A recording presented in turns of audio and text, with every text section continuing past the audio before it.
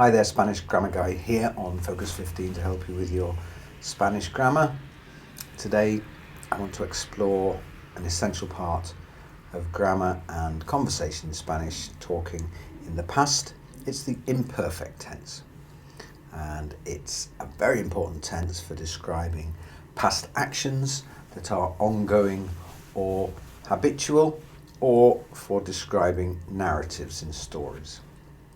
So imperfect tense, also known as el imperfecto in the Spanish, is used to talk about actions that were in progress in the past, or habitual past actions, actions that you always used to do, for example, or to set the scene by describing backgrounds and conditions in past situations or narratives. It's a very good storytelling tense.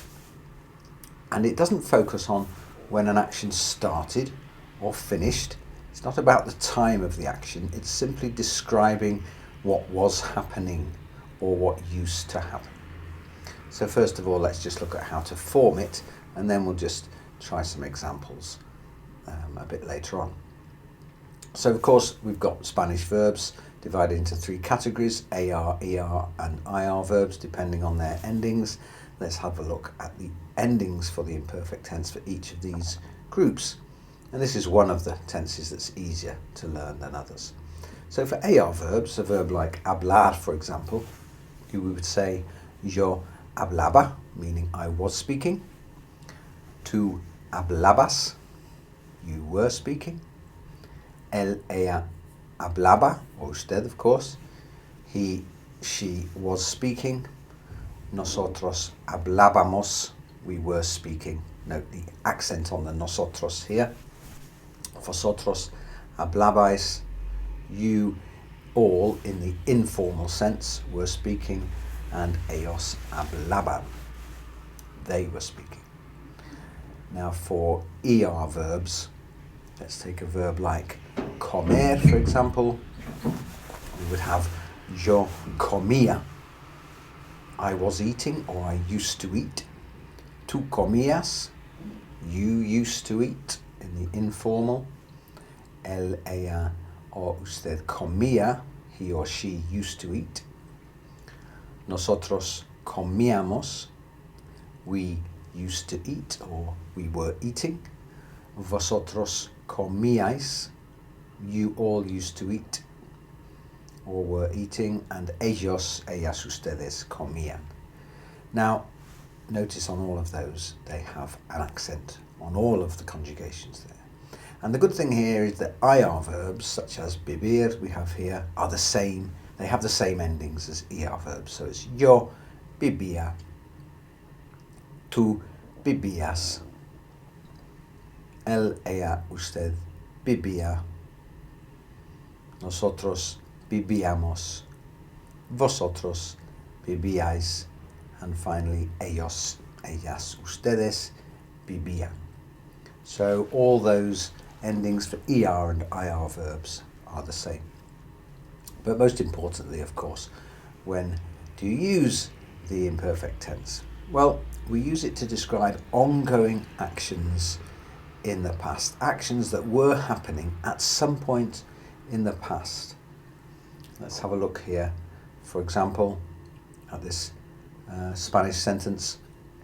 Mientras estudiaba, escuchaba música. While I was studying, I was listening to music. So just describing two things that were happening, in this case, simultaneously.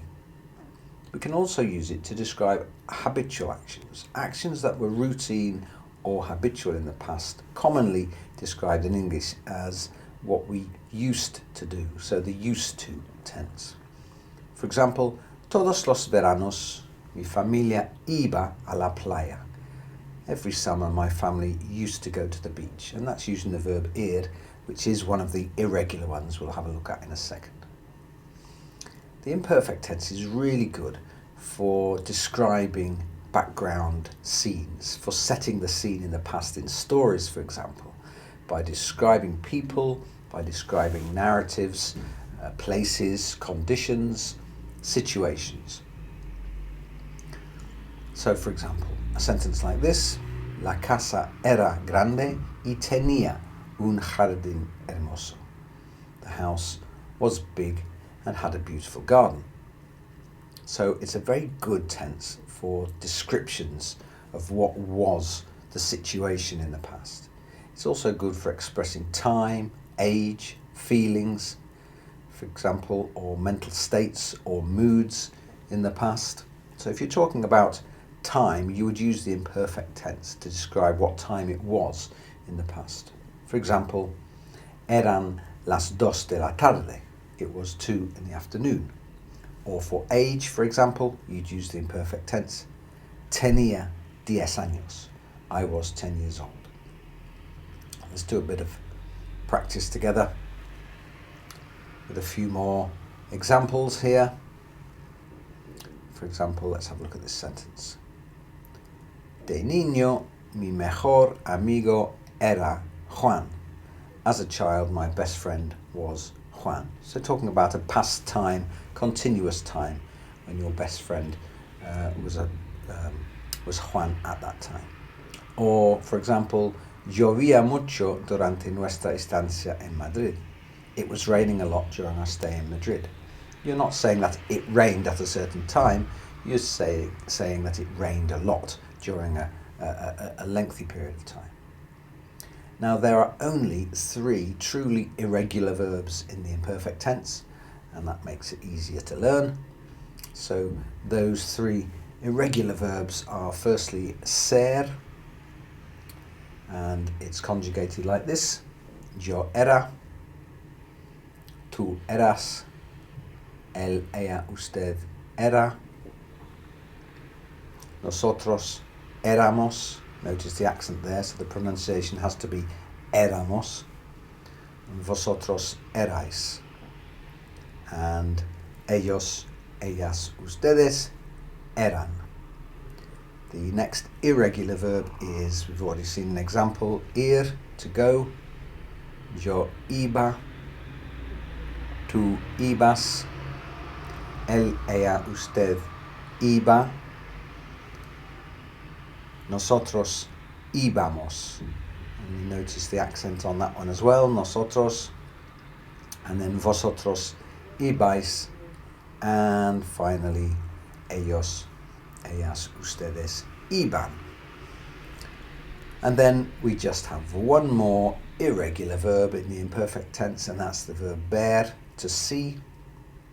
And you conjugate it like this: yo veía, tú veías, él, ella, usted veía, nosotros veíamos, vosotros veíais, and ellos, ellas, ustedes veían. And notice the accent on all of these, where you have to stress the I sound in the verb. Veíais, veían, for example. So they're the only 3 irregulars: ser, ir, and ver.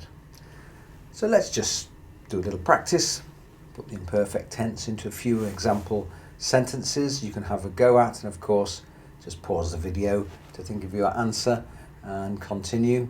So let's have a look at this sentence here. Cuando era niño siempre jugar, use the verb jugar, en el parque después de la escuela. A translation would be something like, when I was a child, I always played in the park after school. So describing an habitual action, and the answer there would be jugaba. Okay, next one. Mi abuela, the verb cocinar, todos los domingos para toda la familia. Again, another habitual action. My grandmother would always cook every Sunday for the whole family. And of course, the answer here would be cocinaba. Let's have a look at one more using the verb ver. Ellos, use the verb ver, dibujos animados cada mañana antes de ir a la escuela. Translation, something like, they used to watch cartoons every morning before school or before going to school? So the answer is veían. Very good. And another one. Mientras María, use the verb leer, su hermano, then use the verb escuchar música. So you have two examples here of the imperfect tense to do. First one, translation first. While Maria was reading, her brother was listening to music. And the answers would be firstly leía, don't forget the accent, and escuchaba. Okay, great. There's some examples for you. So to summarize, the imperfect tense is very important to express past narratives, to talk about backgrounds, situations in the past, habitual actions, and there are only 3 irregular verbs: ser, ir, and ver. Okay, thanks very much. That's it for now. Please subscribe to Focus 15 with the Spanish Grammar Guy if you want more Spanish grammar tips, and thanks for watching.